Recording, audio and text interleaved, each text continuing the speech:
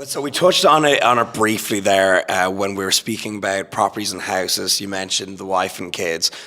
Few things. What age are you now? Yeah, I'm 37. What the hell is going on? Like, what moisturizer are you using? Like, I swear to God, you're looking younger than me. I'm 31. Yeah, you're looking good. I appreciate it. But, well, what is the plan? Do you want to settle down? Would you want to pump out a few James Juniors? How's pump out a few. How's the dating life at the moment? And do you want to settle down and have kids eventually? Good question. Yeah, so I was in a long-term relationship, and then that didn't work out, and then I've had a couple of girlfriends. I'm single at the moment, and looking for my future wife. So. Nice. And auditions are taking place, as they say. Yeah. And so what are some core values that you look for in a partner? Really good question. I think it's harder as you get more successful and you get more wisdom in life and you've seen a lot that goes on. Sometimes it's a bad thing, because you see girls that are married that would cheat and lots of different things. In Dubai as well, you just see evilness. Yeah, of course. Yeah. It's highlighted even more because all the prettiest girls in the world would fly to Dubai hoping to meet a rich man and whatever. So so for values for me is whether they're religious or not. I think religion is a good thing. I've met girls that are religious and maybe from Islam, and it's very good culture upbringing for them. And it's just hard to see through. Ideally, you want someone with not too much past and too much trauma. Of course. You're going to end up trying to fix them and change them. And I was guilty of that.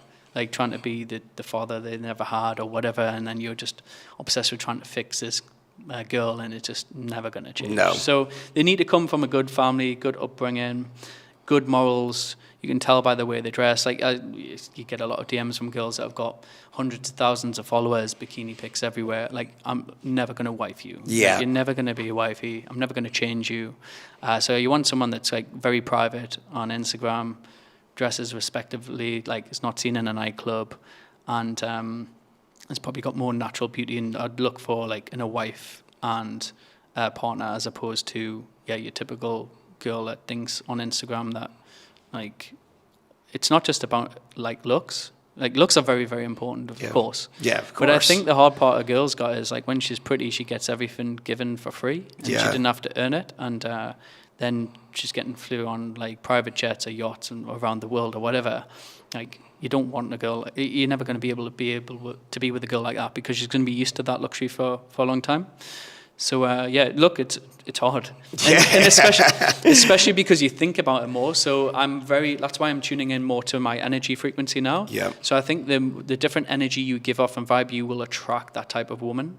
So I've tried to change my belief patterns in and the trends of dating certain girls and whatever because I'm going to get the same results.